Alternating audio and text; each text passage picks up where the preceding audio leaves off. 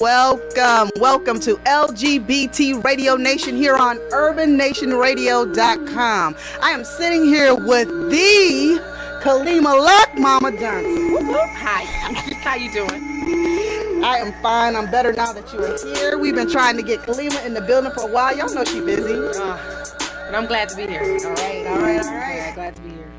Well, this is LGBT Radio Nation here on urbannationradio.com, where we have fun, get empowered, and exchange information, because you know we are your number one LGBT radio show here on urbannationradio.com. I have here with me the lovely Kalimah Johnson. Hi, thank you. I am going to talk to you guys today with Kalimah, and we're going to talk about the Sasha Center. We're going to talk about some events. We're going to talk about some awareness. We're going to talk about a lot of different things today. Okay. So before I even get started, I know y'all know who she is, but I'm going to give y'all the bio form of who she is, okay? Kalimah is an assistant professor of social work at Marygrove College and founder, executive director of Sasha Center in Detroit, Michigan. She is also a domestic violence and sexual assault consultant to the National Basketball Association NBPA Rookie Transition Program, Top 100 Camp, Michigan Elite 25 Camp, and the NFL Detroit Lions. Y'all hear? My girl got some credentials. She's got some credentials. Ms. Johnson received her Bachelor of Social Work degree in 1996 and a Master of Social Work in 1997, both from Wayne State University in Detroit, Michigan. Her concentration was in advocacy, mental health, and school social work. She is licensed in Michigan and Illinois as a clinical social worker. Her practice experience has focused on providing a comprehensive range of services to survivors of sexual assault and domestic violence. She conducts workshops. My mouth is not It's working. long, girl. It's real long. It's real long. We're going to stop it right there. That's good. She is everything. She is Thank everything. you. I am so glad to have you here. I've been wanting to talk about the Sasha Center for a while. Oh, good. And I want you to feel free and to talk about everything, share some stuff with us, because I know that people out here, we need some knowledge. We need to know what's going on. We need to know where we can get some help from. So tell us about the Sasha Center. Okay, great. Thank you.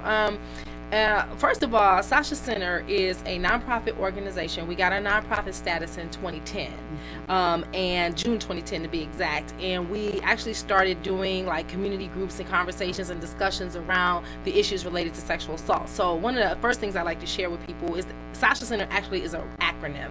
It stands for Sexual Assault Services for Holistic Healing and Awareness. Now, prior to having Sasha Center, I was working at the Detroit Police Department as a social worker, working with survivors of all kinds of crimes, and in particular sexual assault was one of them. And what I noticed was that there was just something missing in terms of how we interacted with communities of color, and in particular the African American community around this issue. So I left the Detroit Police Department in 2005, had a dream in 2008 about Sasha, and then just started trying to build it from there. Got a lot of support from the Michigan Coalition to End Domestic and Sexual Violence. They gave me free pro bono legal services until we got the 501c3 off the ground. So I thought that was a really true gift, and they're still very supportive of us, offering us technical assistance and stuff like that and training. But Sasha Center was formed specifically to address issues in the African American community around sexual assault. So what we do actually at Sasha Center is we have support group services. That's all we do, because we did a needs assessment of the community, and what we found was that people were complaining that there weren't enough support groups in the area. So we have individual counseling by other organizations that do that, crisis counseling, 24-hour stuff, court stuff. They do all of that. PPOs, they help clients in that way. But there was no place for people to gather together to talk about this issue of sexual assault. The other piece is that a lot of programs deal with sexual assault and domestic violence. There are not that many programs in Michigan. Actually, I'm the third one in Michigan that just concentrates on sexual assault. One of the things I always like to talk about is that one of the reasons why I think it's extremely important for us to talk about it as a black community, as an African American community, is that we don't talk about sex at all. Right. We're not talking about any kind of sex. We're not talking about same gender sex. We're not talking about any kind of sex, whatever.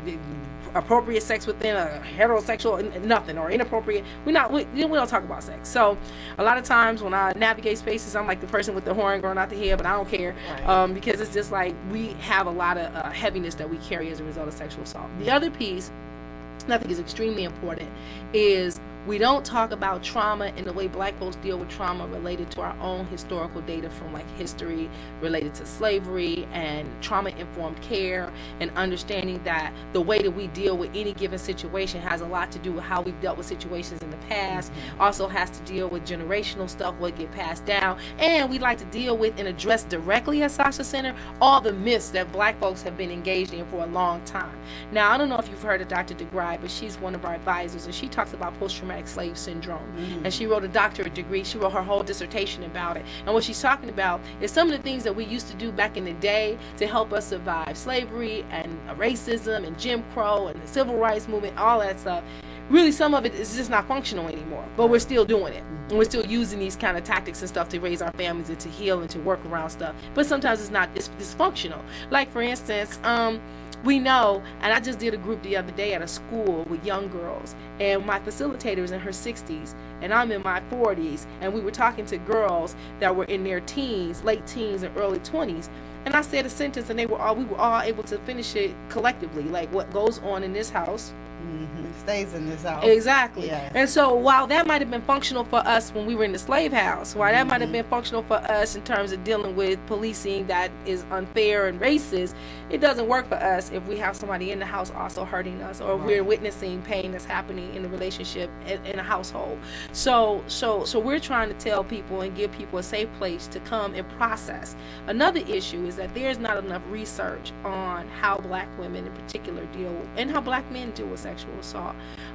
We have a couple of articles that have been reviewed and out there. I wrote one with Dr. Carolyn West, but there's just not a lot. And so we want to find out from women and men in our community, how are we healing from this? What are we doing? Because we are showing up, you know, and we are doing what we need to do, but how do we get there? What's going on? What kind of discussions are we having around this stuff? It's a lot of shame, a lot of guilt, and a lot of embarrassment, and a lot of secrecy around sexual assault in our community. And we're just trying to bring that out. We're trying to provide safe spaces for people to work that out.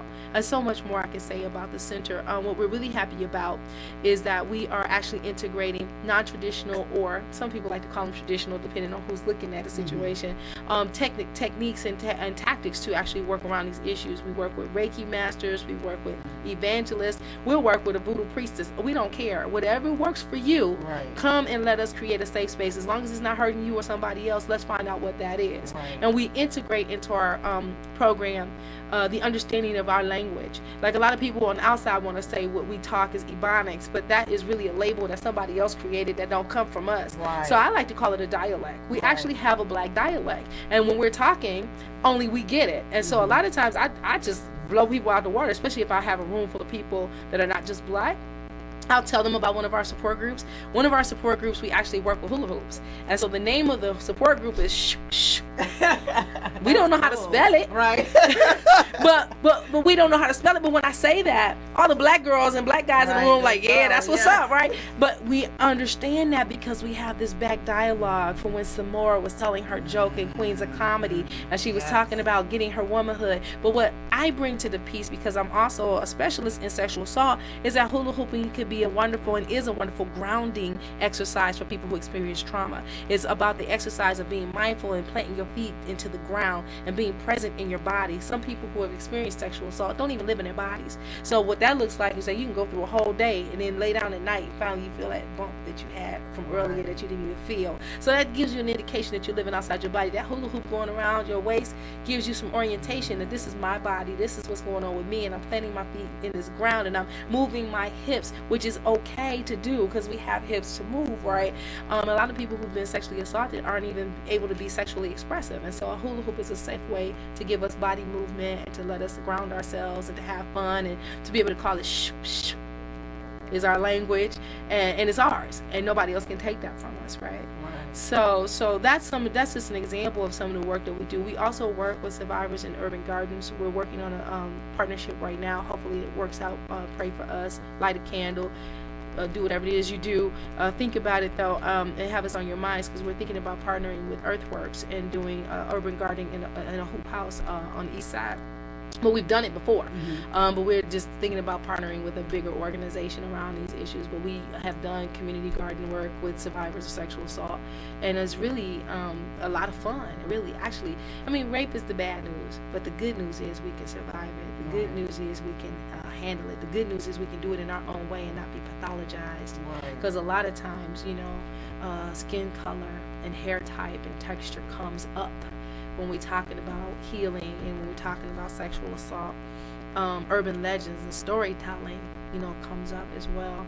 But we could talk a whole lot more about a lot of this stuff. I know we got to take a break. We got to take a break. That's okay. I'm sitting here, guys, with Kalimah Johnson, and we are talking about the Sasha Center.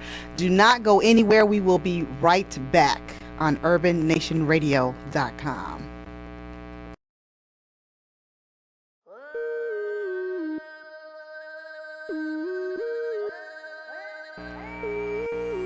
And we are back live. This is Kaiology Mann on LGBT Radio Nation here on urbannationradio.com. I am talking with our in-studio guest, Kalimah Johnson, and we are talking about the Sasha Center. You gave us so much information, but I still know there's a lot.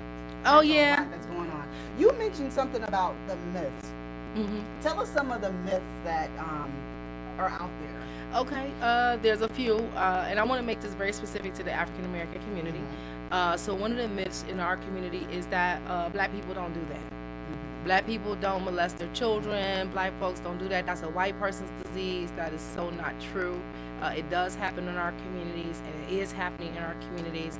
Another issue around sexual assault is that people tend to blame victims, and they believe that, you know, there was something that victim must have done or it wouldn't have happened to them. But the fact of the matter is, sexual assault is not about sex.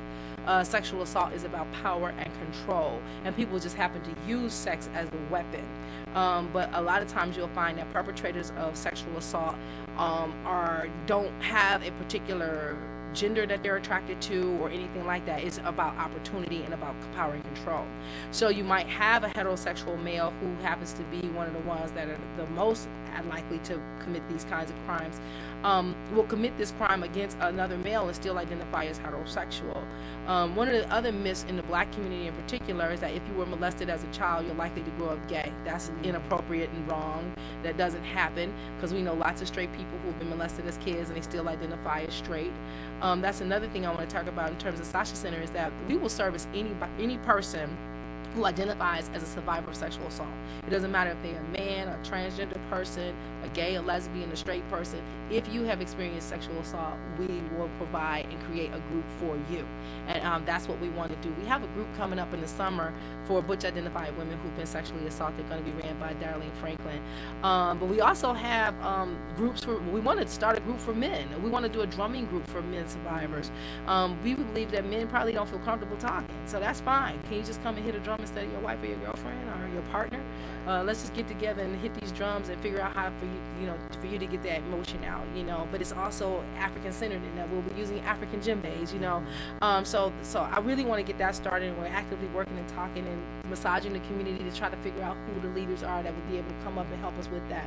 One of the things that's really important about Sasha Center is that we provide facilitators and co-facilitators. Co-facilitators can be survivors of sexual assault. They don't have to have a doctorate degree or a master's degree. They have to have a heart and some good training. That's all we care about, because that's the only way we're going to really reach the community. And then another thing too about myths around sexual assault in general is that people ask for it, or if they was somewhere at the 2 o'clock in the morning, this is what they get. But actually people choose to be violent towards other people, and that no matter what, it's a shame that we don't live in a society that will protect all of us, because we don't live in that kind of world. So there are certain things we can do to protect ourselves, but at the end of the day, it's really nothing you can do when a person makes a conscious decision that they're going to try to hurt you, and then try to have sex with you or have sex with you against your will. And there's a whole bunch of other myths I can really think of and talk about, but more importantly, what I want the community to know that's listening is that sexual assault is not your fault. There was nothing you could have done if somebody made this decision to do this to you, no matter what the circumstance is. I mean, they're just wrong, and you have to really start being able to blame the perpetrator and not the victim. We always ask, well, why was she wearing that? Where was she at? What was she drinking? Why was he over there? Why was he doing that? Why did he stay? Why did, we always ask those questions, but we never ask, why is this perpetrator hurting somebody? Why is this person feeling like they have a right to take what's not theirs?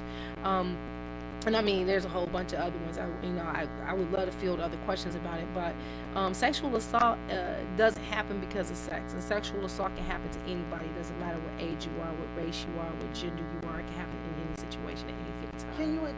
Can you give us the definition of sexual assault? Sure. Sexual assault is the act of someone attempting a sex act with you without consent. Meaning that there's no express consent. That's one piece of sexual assault. The other piece of sexual assault is if the person is underage. In Michigan, you cannot consent to sex until you're 16 years of age. If you're under the age of 16 and you're having sex, that is a criminal sexual conduct behavior in Michigan. That's the other piece of sexual assault.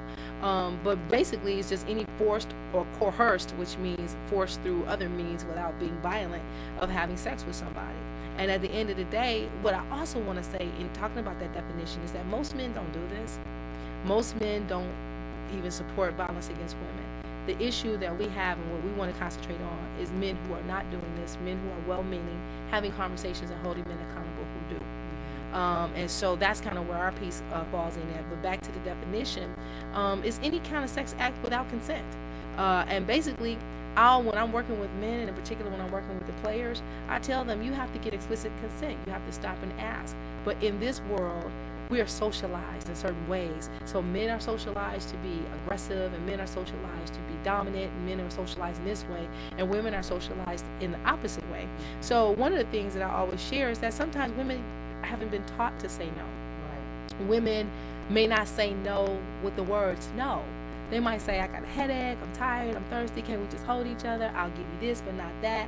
All of that should be interpreted as a no. And then you have to stop and clarify. Stop and say, hey, what are you communicating to me right now? What are you saying? Are you saying yes today, or not until tomorrow, not for 30 days, or not ever? And then also, men, if you're involved in a sex act with a woman and she says to you, stop, you have to stop. Because anything that you do beyond that is sexual assault.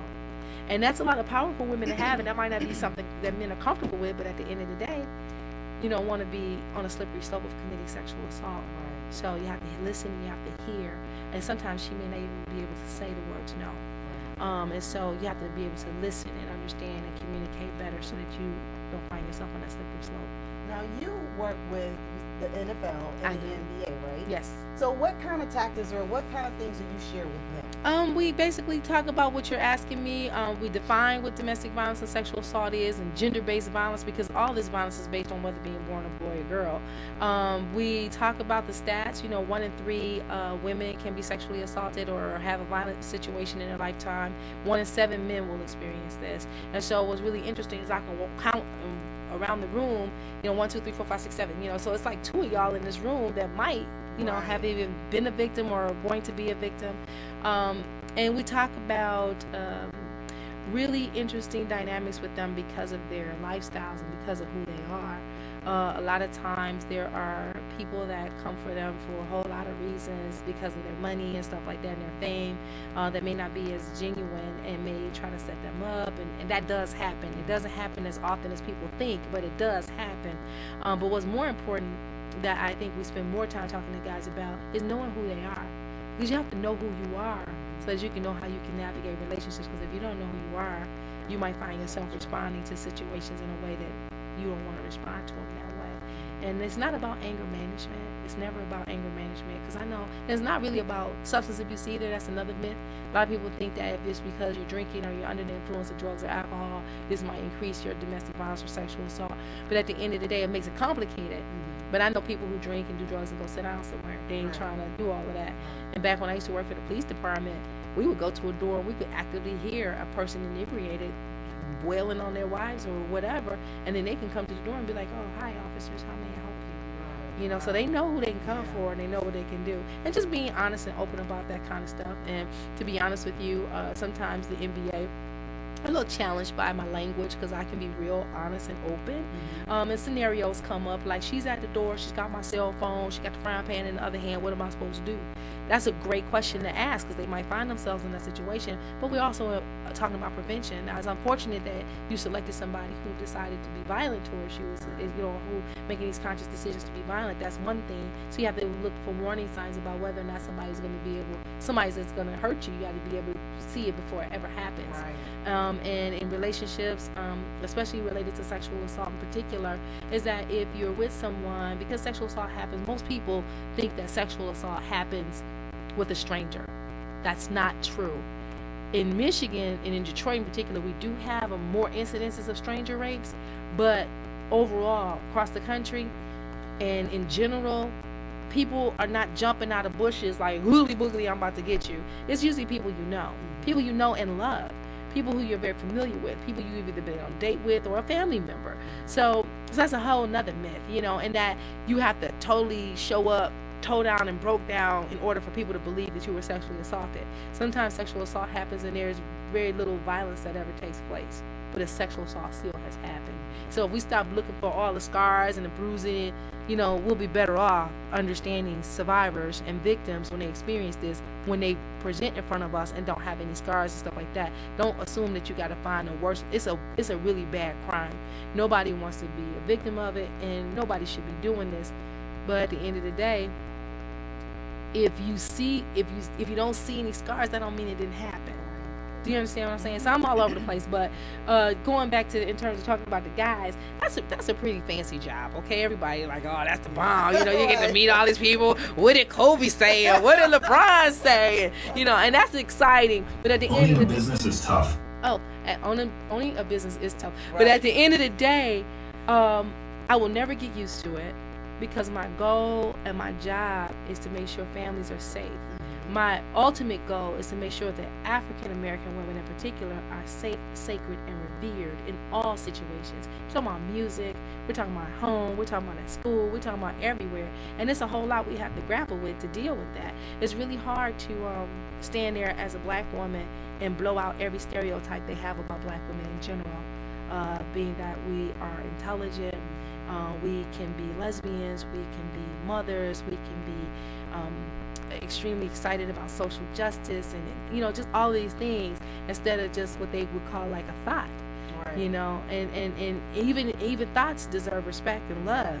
And so I don't even like that term at all. It's just degrading, but you know what I'm talking about. And it's just when are we going to get as a community tired of this whole notion and idea that women are less valued than men, and when are we going to stop putting men in positions where they have to have this masculine facade to the point where it gets them in trouble? How do we, if we feel like, what are some of the signs to kind of see when somebody else is maybe doing certain things that we should look for?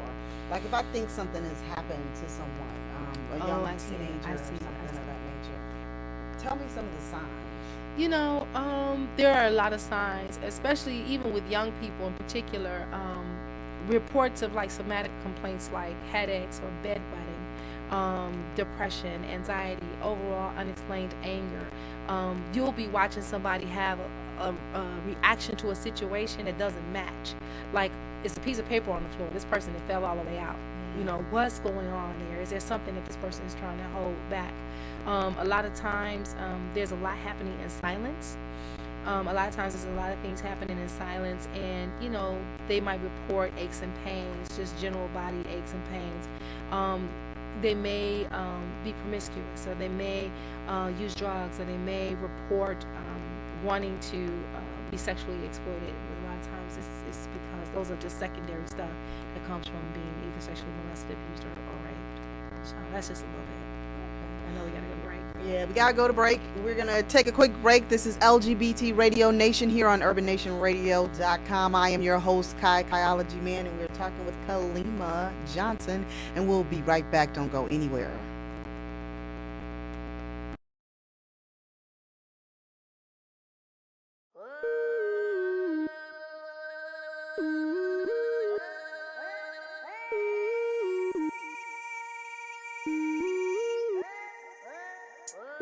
And we are back live. This is LGBT Radio Nation. I'm your host, Kaiology Mann, and we are talking with Kalimah Johnson of the Sasha Center. Now, before we went to break, we were talking about some of the signs, and I know you want to elaborate a little bit more about that. So tell us more about the signs or symptoms of rape or incest. So one of the things I want to say is that I was giving you some ideas about what you might see, but victims and survivors of sexual assault and incest may not show any symptoms at all, or they may not show. I don't want to create this box to put them in, like if you see this, that means that person is a survivor, because you never know. One, I think the best things to do is, if you suspect that this is happening, just ask, how are things going at home? How are you? Is there something you want to share? Do you know where you can go to get help? Just exploring to determine whether or not a person is experiencing this. One of the other things I want to talk about that I think is extremely important in this work related to this is that at Sasha Center, we incorporate these non-traditional techniques. I told you that. One of the things that we do is smudging. We use sage, and we also use crystals and water, and we do ancestor reverence because we believe that in communities of color, and in particular the African American community, we have people who have been through so much worse than we have. They've taught us lessons, and some lessons we've learned through the stories that other people have told us, that have passed down, like recipes, for instance, and stuff like that. But when we're working with survivors of sexual assault, one of the questions we ask them is to think about and to identify and to call up in memory and emotion and feeling an ancestor that was good to them, an ancestor that loved them, an ancestor that wants the best for them. And it's a bit of a challenge, because some people be like, I don't know nobody. We just try to encourage them to really think about it and ask them, what do you think this ancestor would say to you about healing from sexual assault? Because one of the things that I've learned from us as women, as Black women, is that we think that healing is forgetting that it ever happened. Because in our families, we're told to forget it ever happened, take it to your grave, all of that stuff. But what really truly happens to us is that we put it in this compartmentalized area, and when we're challenged with other life stressors or stressors that are related to that, it comes up. And that's a trigger. Or then you might have a full flashback where you're not even in the here and now. You're back there with that abuser, or you're back there with the sexual assault experience. And what we try to teach our survivors is the word integration. You have to integrate it into who you are as a person, because it's not going to go away. It's a part of what made you who you are. And you have to tap into it and use it as a place of power to make change for yourself and to make change for others. Can you imagine where our lives would be if Maya Angelou never said anything about what happened to her? And I think that she offers us a very powerful example of, God rest her soul, Ashe. Now she's our ancestor. And so being able to think about being able to deal with the assault that happened to you, but not letting it stop you from your full potential and from growing to being the best person that you can be. I had a survivor tell me once, I want to just be able to read a book without interrupting thoughts of my dad touching me. And we got to teach her how to turn the page, right? I mean, if she can read a book, she can read 2 books. If she can read 2 books, she can go to college, right? If she can get a degree or do whatever she wants to do and change lives. So we just want to provide tools so that people can turn the page. We always ask, and this is a challenge too, because this is not the way we've been traditionally taught about working with sexual assault survivors, but we will always ask people, okay, get it all out. Tell us whatever you want to tell us, or don't tell us anything. But once you have expressed to us the deepest part that you can express, the worst part of it, we're going to ask you what's the good news. We're going to ask you what's the good news. If you're not ready to tell it right now, that's fine, but let's search out what's the good news. And being able to identify these things that have been bestowed upon you. Like, what have you done? How did you get through it? Who else have you helped as a result of this? What kind of conscious decisions did you make to better your life or to improve your life? And that could be anything from exercising to diet, to changing your food habits, to telling the story, to writing about it, to putting a garden in your backyard. What did you do to actually move from thinking about this trauma into energy that creates something beautiful, or makes something beautiful, or feel so that you can feel beautiful? And so we're really deliberate about that, and we're unapologetic about it, and we always ask those kinds of questions. It may take a while, but we get there, and we eventually ask them to write their own story. You get to, we come here as a blank slate, but when we have experiences with people, they write on us, and we give people erasers, and we say, it's okay, you can redo this, you don't have to stay in that. And that everything that we need to heal from anything, including trauma, we already got. It's already in us. Mm-hmm. And so Sasha Center wants to create that space for us to explore what that looks like. Wow. That's amazing. I know that you guys are having an event that's coming up. Tell us about the event. Yeah, we have a couple of events, but one of the main ones I'd like to talk about is the one that is been going on for now 7 years.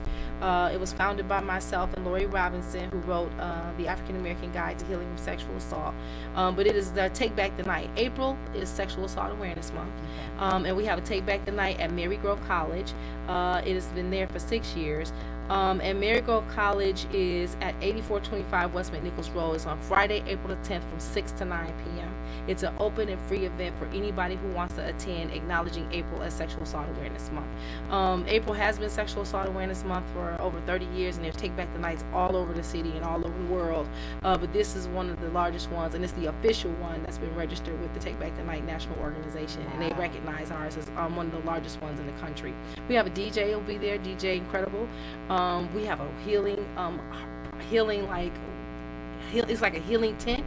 So like when you're going through and you're seeing all this stuff, right? So y'all can do a table too. So anyway, I want to thank Urban Nation Radio for allowing us to be a part of this and having this opportunity to discuss this. I love this place. Y'all gotta have me come back for real. We will. But anyway, it's sponsored by the Mary Grove Student Success Center, the Mary Grove Women's Center, First Step, Wayne County Safe, and Sasha Center. So we all got together and we're having this big, huge event.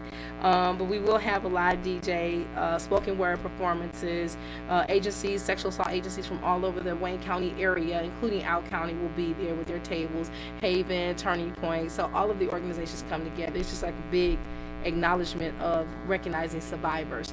And it's a survivor-focused event. So it's survivor-informed, and it's survivor-ran, it's survivor, all of that. And that's one of the reasons why I founded Sasha Center. I'm a survivor, too. I am a survivor of child molestation. I had a family member that molested me for many years.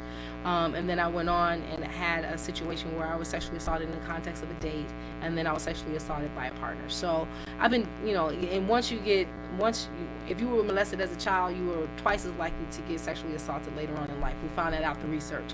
But the good news is I'm here. The good news is Sasha's here. The good news is I didn't let it stop me.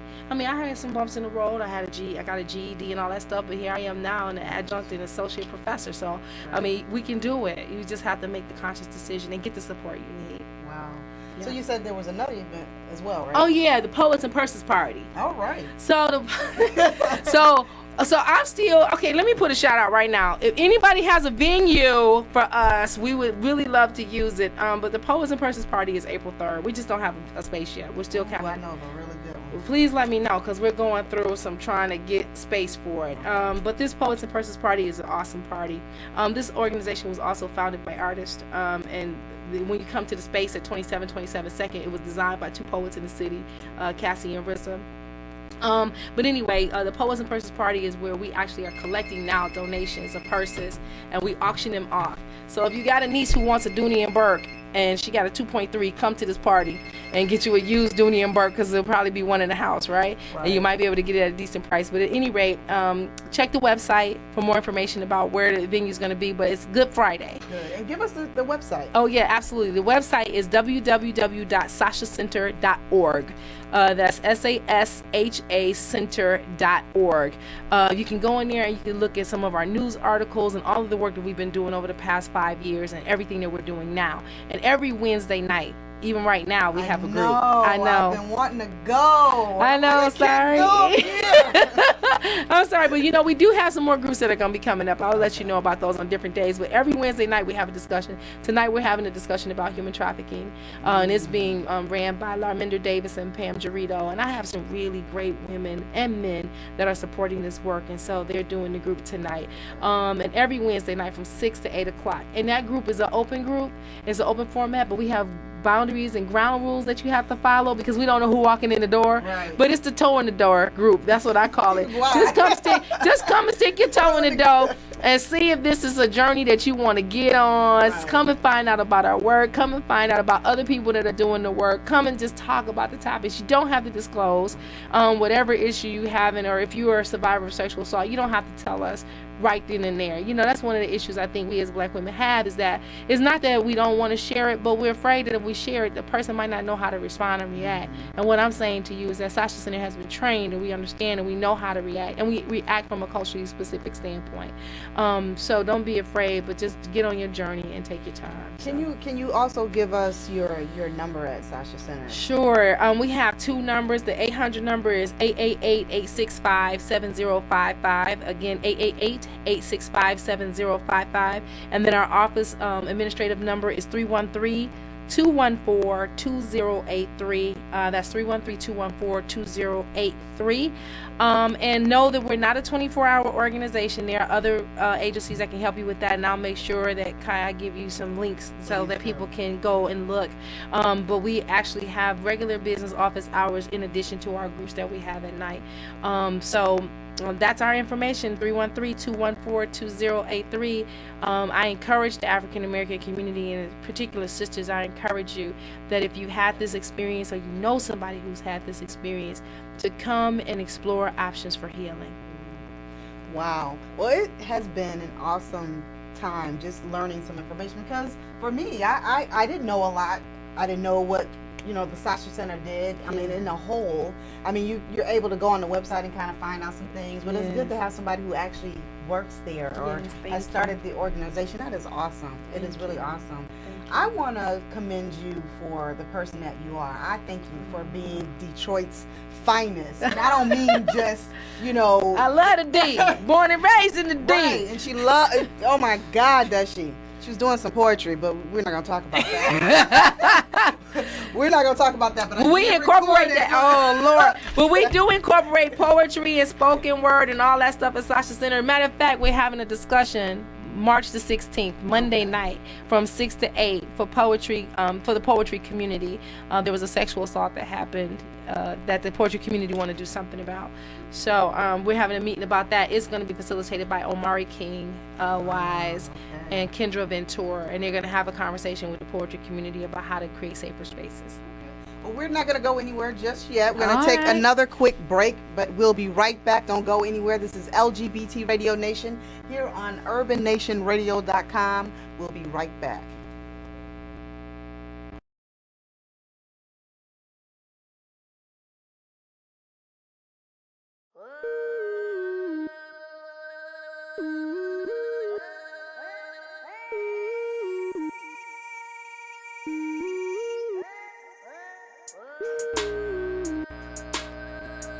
Welcome back to LGBT Radio Nation here on urbannationradio.com.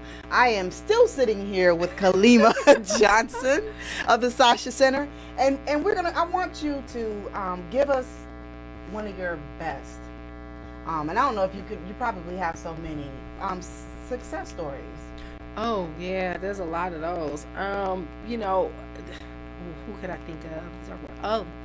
Well, we had a group that went on. I don't want to tell anybody else's story, but I would say, let me not tell somebody else's story. Let me tell my own story. The biggest success story that we have, and me as a survivor of sexual assault, is that I'm in a healthy relationship with my partner of 12 years. We're 10 years married. I know, right? Sometimes, you can be challenged in that way when you are a survivor of sexual assault, but we're managing and doing really good. I think one of the best success stories, and I get those all the time, like email messages and Facebook messages, but when people tell me that they're on their healing journey and it's theirs, and that they get to label it how they want to label it, and I'm really talking in general, but there are a lot of survivors out there who their success story is still turning. It's because it's a journey. It's just like not a destination. It's just like how do we move on and go through life. But one of the things that I really like being able to do is working with young people, in particular women between the ages of 16 and 21. And a lot of success stories include women being able to identify and say what happened to them, and not letting it get in their way. It's a lot of them. I just don't want to give them all away, but this Sasha Center is a success story because it was founded by survivors. A lot of us, like 90% of the board, are survivors of sexual assault, and they just continue to work really, really hard at making sure that our organization has a strategic plan that will help us be here for a while. One of the really good success stories is that we won a grant from the Office on Violence Against Women, and it's the CLASP grant. CLSSP, Culturally and Linguistically Specific Services Grant. So we was given that last year. We just applied for it again. Y'all pray for us. Hope we get it again. But they gave us $268,000 to do this work just the way that we do it. That's amazing. It is. And they really believe in us, and they really took the chance on us putting together something that didn't look like any other organization. And one of our success stories is that there is no sexual assault specific agency running in this country ran by a black woman, except for me. Sasha's So I'm excited about that. I mean, there are culturally specific programs out there. We partner with them, like the Black Women's Blueprint in New York and stuff like that, but they don't do more than sexual assault stuff. And they have not been able to identify a sexual assault specific agency ran by a black woman in this country yet. Wow. But more are coming. Yeah. We want Sasha Centers in every major city in this country. All right. Y'all heard that. Right here. Deliberately. Okay, we got to put it out there because right. words are very powerful. And if we speak it and if we concentrate on it long enough, it'll happen. It'll happen. That's so true. That's so true. Thank you. How can we get in contact with you if we want to talk to you? Me directly? You directly. info@sashacenter.org goes directly to my email box. So you can email me that way. You can call me. I'm always at the office. And you can catch me on Instagram. And one of the things that we haven't done is we haven't developed social media around Sasha Center. We need help with that. So yeah. Can you? Are you available to get on the board, or you want to do the committee? Okay, I might have to send you an application, right? But at any rate, if you want to send something to me directly, you can call the office directly. Or you can email me directly at info@sashacenter.org. Kalimah.Johnson@sashacenter.org as well. And also give us that website again and the phone number. Sure, it's www.sashacenter.org, and the phone number is 313-214-2083. Our 800 number is 888-865-7055. We asked for 865 because that's North End. Y'all know that. All right. But at any rate, we are located at 2727 2nd Suite 162. We have our support groups in a plethora of places. We never disclose that, but that's where our actual administrative office is, 2727 2nd. In the block on Cass Park, that building with the green rooftop in Suite 162. All right. I thank you so much. I appreciate you for coming. Thank you. I appreciate you. And you're doing a great job too. I'm a fan. Thank you. I got a fan. Absolutely. This has been LGBT Radio Nation here on urbannationradio.com. I am your host, Kaiology Mann. You guys know that you can contact me at Kaiology everywhere. I'm everywhere at Kaiology. And again, this has been wonderful talking with Kalimah Johnson. Thank you for coming again. Thank you for having me. About to go get that empire on. I know that's right. Get your empire on. Peace. Deuces.